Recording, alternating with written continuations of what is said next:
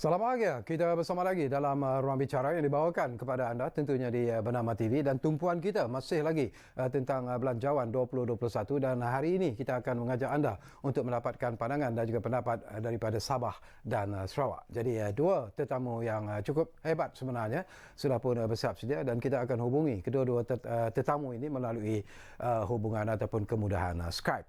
Baiklah, topik yang kita pilih hari ini di ruang bicara ialah Sabah Sarawak maju bersama. Dan kita semua mungkin sedia maklum bahawa Sabah dan Sarawak merupakan negeri yang menerima peruntukan tertinggi dalam Belanjawan 2021. Sabah menerima sebanyak 5.1 bilion ringgit dengan 1,039 projek, iaitu lebihan 297 projek berbanding sebelum ini. Sementara itu, Sarawak pula menerima peruntukan sebanyak 4.5 bilion ringgit untuk 781 projek berbanding 619 projek pada tahun 2020, menjadikan kedua-dua negeri tersebut antara penerima terbesar untuk projek pembangunan. Selain itu, Sabah dan Sarawak juga turut menerima peruntukan terus kepada golongan sasar yang diagihkan menerusi kementerian tertentu. Baiklah, untuk mendapatkan pandangan ini, terlebih dahulu kita akan bawa perhatian anda ke Kuching, Sarawak, untuk bersama-sama dengan tetamu kita yang sudah pun bersiap sedia di sana, iaitu yang berbahagia Dr. Jeniri Amir yang merupakan Fellow Kanan Majlis Profesor Negara. Halo, Doktor. Halo, Syakawi. Doktor sihat? Sihat. Kuching macam mana? Okey? Keadaan COVID terkawal. Good. Okey, Dr. Jeniri, kita nak bercakap tentang Belanjawan 2021, dan tadi pun saya sebut bagaimana Sabah dan Sarawak merupakan dua negeri yang mendapat peruntukan yang tertinggi sebenarnya bila kita bercakap tentang Belanjawan 2021. Tetapi saya nak dapatkan pandangan doktor secara ikhlaslah. Apakah doktor melihat bahawa Belanjawan 2021 ini sebenarnya telah memenuhi kehendak dan juga suara rakyat Sarawak secara keseluruhannya, doktor? Baik, itu soalan yang menarik, Syakawi. Ya. Hakikatnya dari segi peruntukan untuk Sarawak, ya, tidak banyak berlaku perubahan ataupun peningkatan dari segi jumlah peruntukan untuk bajet 2021, iaitu 4.5 bilion.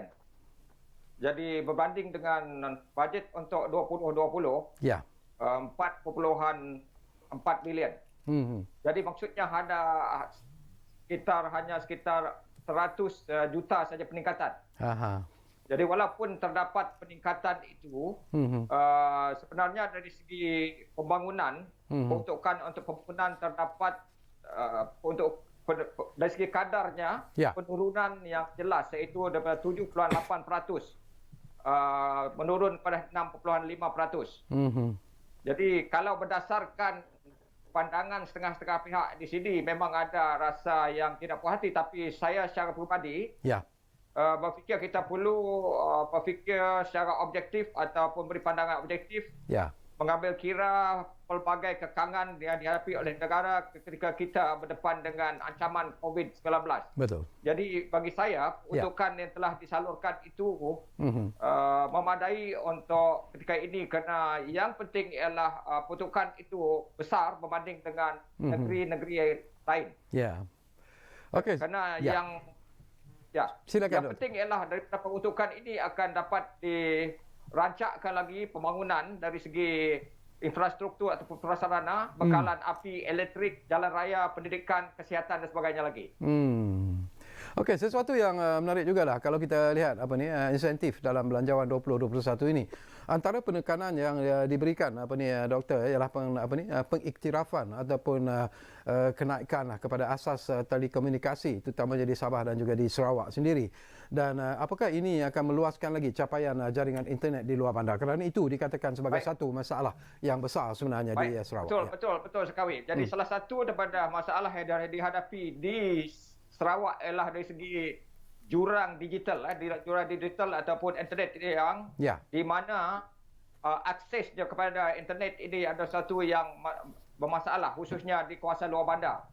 Sehingga ada kawasan yang sukar suka untuk mendapat internet ini sehingga ada penduduk yang terpaksa naik bukit, naik pokok, malah naik silik bangunan. Ataupun keluar ke jalan raya untuk memastikan mereka mendapat akses kepada internet. Jadi langkah yang telah diambil melalui peruntukan dalam bajet ini saya fikir ada sesuatu yang wajar. Kerana hanya dengan ini kita dapat memastikan jurang digital bukan saja antara Semenanjung dengan Sarawak, Sabah, malah dalam di antara dua bandar dan bandar di Sarawak ini dapat dirapatkan kerana ini saja langkah ke hadapan untuk memajukan bidang pendidikan, ekonomi, merapatkan lagi jurang sosial dan sebagainya. Dan sudah pasti ini suatu yang menarik dan dapat bantu untuk merapatkan jurang digital itu. Okey, sebelum saya dapatkan pandangan Dr. Firdausi Sufian, seorang lagi tetamu, beliau merupakan pensyarah kanan politik ekonomi di UiTM Cawangan Sabah. Saya masih lagi ingin mendapatkan pandangan daripada Dr. Juniri. Satu lagi aspek yang mungkin menarik untuk kita sembang-sembang di sini, Doktor, ialah tambahan sebanyak 725 juta ringgit bagi menaik taraf bangunan serta infrastruktur sekolah-sekolah daif di Sabah dan juga di Sarawak khususnya. Baik, ini merupakan isu duri dalam daging. Sejak pemerintahan dahulu dari Barisan Nasional sampaikan kepada Pakatan Harapan, masalah ini tidak selesai-selesai. Dan harus diingat terdapat sekitar 1,020 sekolah daif di Sarawak ini. Dan kita perlu jumlah atau peruntukan yang besar untuk pastikan masalah sekolah daif ini dapat ditangani dengan tuntas, dengan efektif.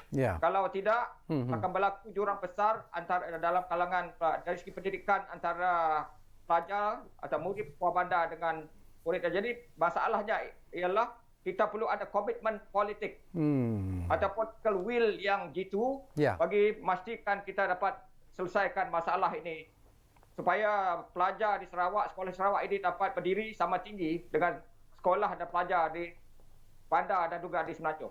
Okey, menarik Dr. Juniri. Sebentar lagi kita akan hubungi anda semula melalui kemudahan Skype kerana kita juga nak dapatkan pandangan daripada seorang lagi tetamu yang sudah pun bersiap sedia di talian kita, iaitu Dr. Firdausi Sufian. Seperti yang saya katakan, beliau adalah merupakan pensyarah kanan politik ekonomi UiTM Cawangan Sabah. Assalamualaikum Dr. Firdausi. Waalaikumsalam. Apa khabar? Tuan sehat? Sehat. Okey. Ini topik yang ialah menjadi perbincangan rakyat Malaysia sekarang ini, terutamanya termasuklah sahabat-sahabat kita, rakan-rakan kita di Sabah dan juga Sarawak, iaitu tentang Belanjawan 2021 ini. Jadi daripada pandangan Dr. Firdausi sendiri, reaksi dan juga penerimaan rakyat Sabah sendiri kepada Belanjawan 2021 ini, apakah ini menggembirakan mereka ataupun melegakan mereka? Komen daripada doktor. Ya, terima kasih yang menjemput saya. Jadi pertama sekali sekiranya kita lihat belanjawan pada tahun ini, iaitu 5.1 bilion. Sekiranya dibandingkan dengan tahun lalu di mana kita mendapat 5.2 bilion, jadi ada berbeza sedikit. Jadi banyak orang yang bertanya mengapakah sudah kurang bajet tersebut. Jadi banyak jugalah seperti biasa, mana-mana bila bajet dibentangkan memang banyak orang yang memberi kritikan yang positif dan juga negatif. Namun memang saya secara keseluruhan baru saja melalui PRN 16 dan banyak janji yang diutarakan.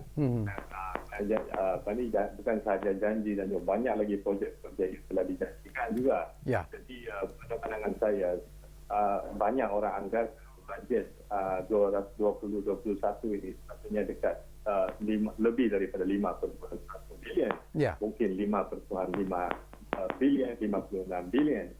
Namun satu juga berita baik di mana kita dapat lihat juga walaupun 5.1 bilion, tapi kita juga mendapat 5% tax daripada oil and gas itu, iaitu sebanyak 1.25 bilion.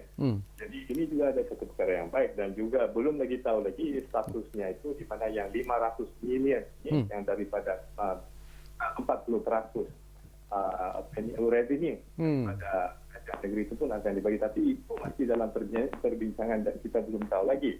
Now, kalau kita lihat 5 bilion ini, kalau tanya kita tanya secara keseluruhan, negara negeri Sabah dan juga Sarawak memang negeri yang bersabar, negeri kedua yang bersabar, Sarawak. Jadi memerlukan bajet yang amat banyak, dan sebab kalau kita lihat ya, kita ini di Sabah ini selama 30 tahun kalau saya lihat, memang memang infrastruktur telah pun diperbarui, diperbaiki, infrastruktur yang baru, namun tidak impresif pada pendapat saya, sebab sumbangan di mana kita beri kepada negara secara purata, sumber-sumber kita bagi KDNK, Sabah ini kita sumbang sebanyak 5 hingga 5.5%. Dan kalau kita tengok bahan mentah, ataupun minyak, ataupun koko, padi, semua ini kalau digabung, kita telah menyumbang sebanyak 56%. Jadi kalau lihat dengan sumbangan-sumbangan yang begitu besar Sabah bagi, namun adalah dijangka itu mungkin lebih besar. Dan kali ini kerajaan negeri Sabah adalah sehaluan dengan kerajaan Persekutuan, dan Ketua Menteri dia pun daripada parti yang sama. Okey, kita akan dapatkan pandangan Dr. Firdausi sebentar saja lagi. Ada lagi persoalan yang ingin saya kongsikan bersama dengan anda, tapi kita kembali semula kepada Dr. Jeniri Amir melalui kemudahan Skype. Jadi doktor, sesuatu yang menarik Dr. Jeniri. Sarawak kita tahu dalam persediaan untuk menjadi negeri maju menjelang tahun 2030. Jadi apa yang perlu didahulukan sebenarnya melalui peruntukan 2021 ini pada pandangan Dr. Jeniri? Yang paling penting untuk memacu Sarawak ke hadapan ialah dari segi kesediaan dari segi infrastruktur. Dan juga telekomunikasi, kerana salah satu pada dasar utama Ketua Menteri Sarawak Datuk Petinggi Abang Johari Tun Openg ialah untuk meletakkan Sarawak berada di hadapan dari segi ekonomi. Dan pertumbuhan ekonomi ini hanya dapat dicerdaskan ataupun dipacu ke hadapan jika terdapat infrastruktur yang lengkap, yang bermutu tinggi berkelas dunia. Jadi selagi kita tidak punya infrastruktur yang baik, termasuk pengangkutan jalan raya, pelabuhan, lapangan terbang dan sebagainya, ini akan menjadi hambatan utama. Jadi kita perlu letakkan atau perlu laksanakan segala prasarana ini dengan baik, dengan peruntukan yang besar daripada kerajaan persekutuan dan juga kerajaan negeri Sarawak sendiri. Dan hanya dengan adanya infrastruktur itu dan suasana yang betul dari segi sosiopolitik, dan saya fikir politik Sarawak itu stabil, hubungan etniknya begitu harmoni, maka ini akan dapat menarik pelabur luar untuk pelabur di Sarawak. Dan ini Sarawak saya fikir sudah berada di atas landasan yang tepat, yang betul dari kesediaan setakat ini. Jadi dengan bantuan juga daripada kerajaan persekutuan melalui bajet-bajet yang telah disalurkan setakat ini. Okey. Baik, pandangan Dr. Firdausi juga. Ini pun sesuatu yang menarik doktor ya. Kalau kita ikuti perbahasan rang undang-undang pembekalan 2021 yang berlangsung di Dewan Rakyat Isnin lalu, mantan Ketua Menteri iaitu Datuk Seri Mohamad Syafiee Apdal berkata bahawa Sabah harus mendapat peruntukan yang lebih berpadanan dalam belanjawan itu kerana jumlah miskin tegar yang ramai walaupun negeri tersebut kaya dengan pelbagai sumber. Jadi apa dengan Dr. Firdausi tentang apa yang dibangkitkan oleh Datuk Seri Mohamad Syafiee Apdal ini? Ya, jadi kalau kita lihat memang betul. Kalau miskin tegar itu kita merupakan dalam statistik kita katakan 19%. Jadi dalam 19% itu kalau kita terjemahkan dalam nombor, dia adalah dekat 500 lebih ribu orang sebenarnya isi rumah yang dikategorikan sebagai miskin tegar. Memang benar kita harus menerima lebih banyak bajet untuk membantu orang yang miskin ini. Itu statistik itu kita lihat adalah statistik tahun lalu. Selepas COVID-19 ini, bukan saja miskin tegar kita tinggi, statistik tapi kadar pengangguran kita juga tinggi. Kadar pengangguran di Malaysia, di Sabah ini merupakan negeri yang tertinggi, iaitu 5.6%. Kita terjemahkan dalam nomor itu sebenarnya 117,000 orang orang yang menganggur. Dan belia pun banyak juga yang menganggur. Dan kalau kita tengok statistik juga yang tertinggi iaitu 8.6%. Nah, itu adalah statistik sebelum berlaku COVID. Pas berlaku COVID pula, kita juga tahu bahwa ada semasa COVID itu, kita tahu ada 776,000 orang yang menganggur dan telah menurun sehingga 500,000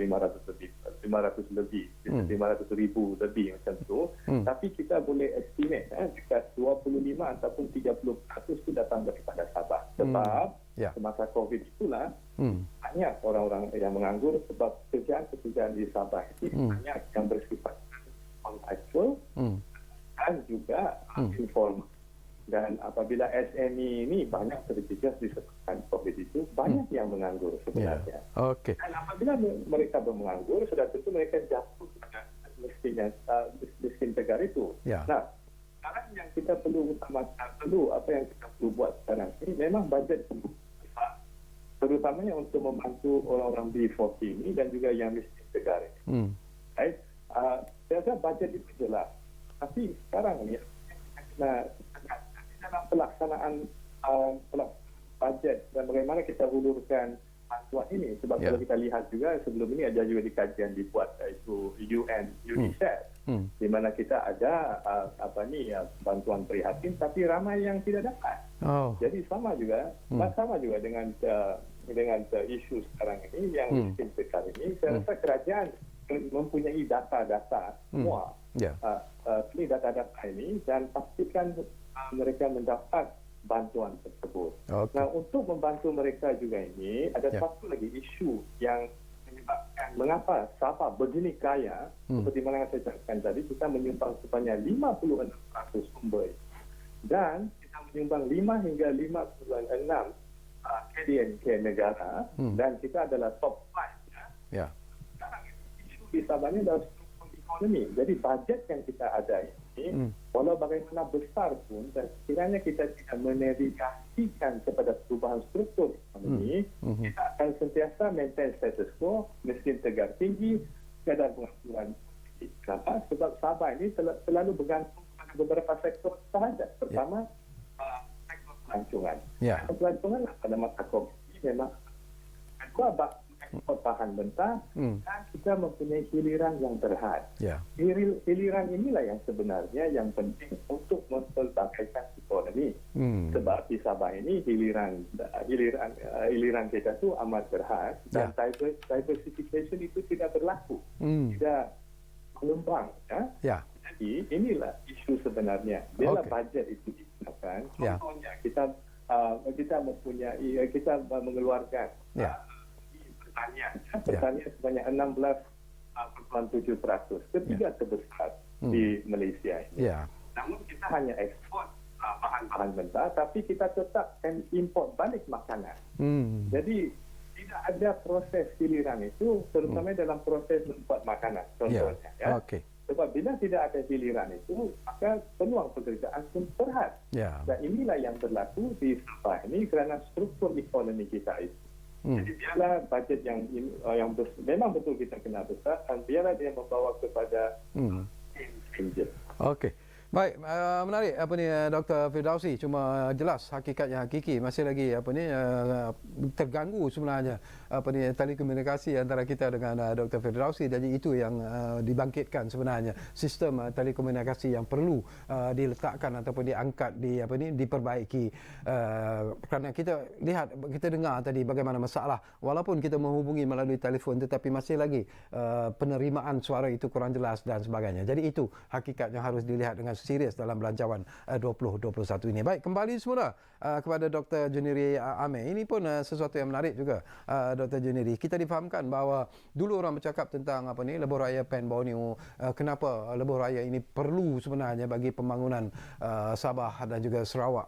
Jadi 3.8 bilion telah pun diperuntukkan untuk kesinambungan projek lebuh raya Pen Borneo Sabah terutamanya. Jadi apakah anda melihat ini mungkin akan memberikan satu nafas yang lebih segar sebenarnya hubungan di antara Sabah dan Sarawak dan juga dengan Persekutuan Malaysia? projek Lebuh Raya Pen Borneo ini bukan saja memenuhi aspirasi rakyat Sabah dan Sarawak sebagai sebuah negeri yang telah memberi sumbangan yang begitu besar dari segi hasil pendapatan kepada kerajaan Malaysia. Ya. Tetapi yang tidak kurang penting ialah Lebuh Raya ini akan dapat meletakkan Sarawak dan Sabah berada sama taraf dengan Semenanjung Malaysia dengan adanya Lebuh Raya ini. Kerana bagi rakyat di Sabah dan Sarawak, ya, kalau Semenanjung ada Lebuh Raya, maka mereka juga wajar ada Lebuh Raya. Malah mereka menuntut supaya Lebuh Raya yang dilaksanakan ini punya kualiti dan taraf yang sama dengan yang ada di Semenanjung. Kerana mereka sesungguhnya berhak untuk menikmati kemudahan Lebuh Raya yang berkualiti tinggi. Bagi memudahkan mereka bergerak dari Kuching sampai ke Kota Kinabalu dan sebagainya. Jadi apa yang kita nak lihat ialah projek ini bukan saja menepati spesifikasi yang telah ditetapkan dengan harapan bahawa segala kontraktor yang telah diamanahkan untuk laksanakan projek ini dapat laksanakan tanggungjawab mereka dengan penuh amanah. Kerana yang penting ialah projek Lebuh Raya ini akan memberi kesan besar dari segi kesan sosioekonomi dan kesan limpahan sosiopolitik yang lain. Kerana saya percaya bahawa dengan Lebuh Raya ini, maka ini akan memudahkan para penduduk dari kedua-dua negeri ini untuk bergerak. Dan ini secara tidak langsung akan dapat merapatkan lagi hubungan dan seterusnya mengekalkan ataupun wujudkan kesepaduan sosial dalam kalangan penduduk pelbagai kaum di Sabah dan Sarawak. Yang tidak kurang pentingnya ialah dengan adanya Lebuh Raya ini nanti akan dapat meningkatkan nilai hartanah di kawasan Terbabit. Dan selain daripada dapat wujudkan banyak peluang pekerjaan. Dan ini yang amat diharapkan oleh para penduduk di Sarawak dan di Sabah sebenarnya. Okey, kita di penghujung sebenarnya. Sayang sekali kita tak dapat menghubungi Dr. Firdausi, tapi apa yang dijelaskan oleh Dr. Firdausi itu sebenarnya tepat dengan apa yang ingin kita sampaikan. Tapi mungkin di penghujung ni ada lebih kurang 1 minit saja lagi peluang Dr. Janiri. Kita tahu kesan daripada COVID-19 tadi pun Dr. Firdausi juga membangkitkan isu yang sama, dan saya percaya Sarawak juga sebenarnya menerima impak ataupun kesan yang cukup mencabar daripada COVID-19. Jadi belanjawan 2021 ini sebenarnya amat diperlukan dalam usaha untuk memulihkan semula ekonomi semua negeri di seluruh Malaysia sebenarnya yang sedang menghadapi cabaran dan juga tekanan COVID-19. Pandangan anda? Betul Syarawi, kerana kita berdepan bukan saja dengan masalah, kita bukan saja sakit dari segi kesihatan tetapi juga sakit dari segi ekonomi. Betul. Jadi sementara kita tangani isu kesihatan, kita juga tidak dapat mengedepikan kesihatan ekonomi kita. Kerana kalau kita mengabaikan soal kesihatan ekonomi, dan ekonomi kita berdepan dari satu krisis, ini akan menyebabkan kita berdepan dengan satu masalah lebih besar lagi. Apabila banyak syarikat termasuk IKS itu gulung tikar. Apabila syarikat banyak gulung tikar berdepan dengan masalah untuk membayar gajinya, gaji pekerja, maka ini bermakna maka banyak yang akan hilang peluang pekerjaan, dan apabila hilang pekerjaan akan berdepan dengan masalah tidak ada pendapatan dan sebagainya, mencetuskan masalah sosial yang lebih rumit. Jadi saya fikir kedua-duanya perlu ditangani dengan bijaksana, harus wujud keseimbangan. Sementara kita harus selesaikan masalah kesihatan, kita juga harus selesaikan masalah ekonomi. Jadi salah satu langkah ke depan ialah untuk menyuntik dana besar untuk memastikan kita tidak berdepan dengan masalah ekonomi yang terat. Baik, terima kasih banyak-banyak kepada Dr. Janiri Amir.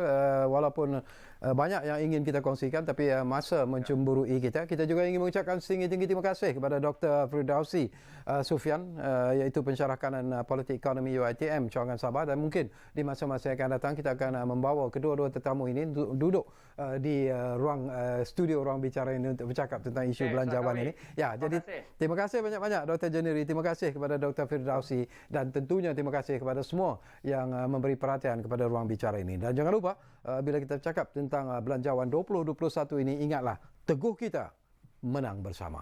Kita jumpa lagi.